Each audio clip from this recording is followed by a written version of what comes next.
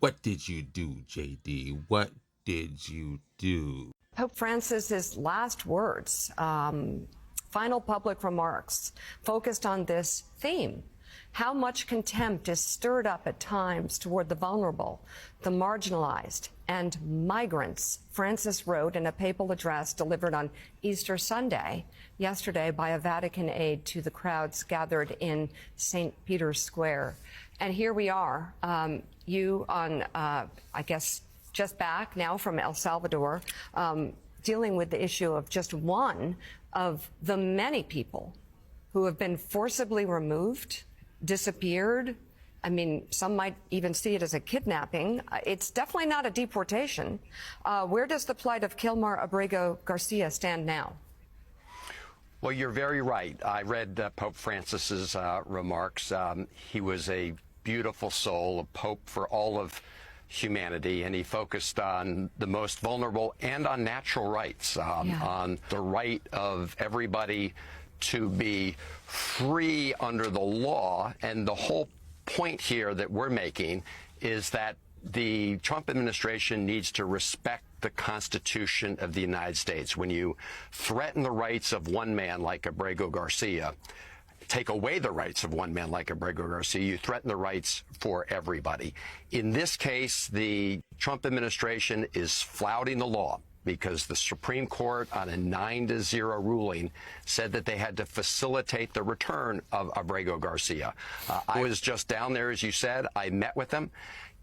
The embassy, the Trump administration, is doing nothing right now to comply with that court order. What they're doing is trying to change the subject, as if you can't comply with the Constitution and fight gang violence. I've been fighting MS-13 longer than Donald Trump probably ever uttered the words. I put together an anti-gang task force in this Washington region, Maryland, Washington, Virginia. So the notion that fighting gangs requires that you shred the Constitution and deny people's rights is just the dangerous spin that Donald Trump is putting on all this. I think that's what's interesting about this whole situation is it's not about the individual.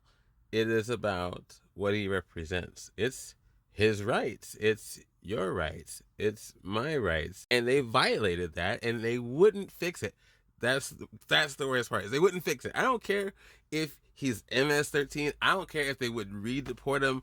I don't care. They violated his rights, did not fix it, and then tried to skew the situation with a bunch of fear-mongering. If we don't follow at least a little bit of our judicial system, and I'm not going to act like I'm all about the judicial system, but if we can't even follow the rules, then there are no rules. There's no rules.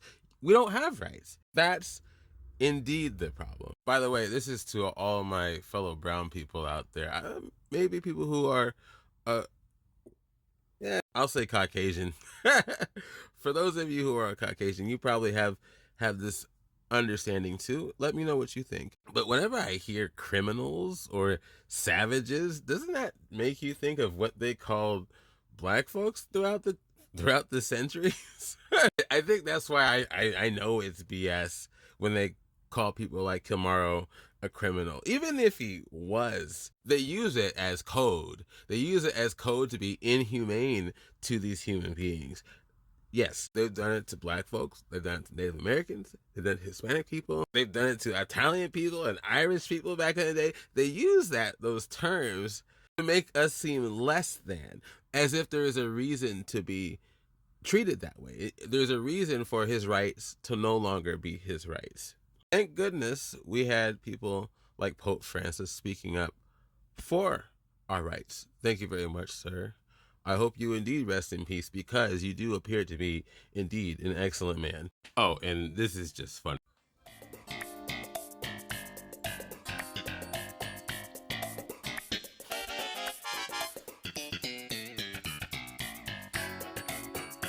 Don't let them gaslight you, ladies and gentlemen.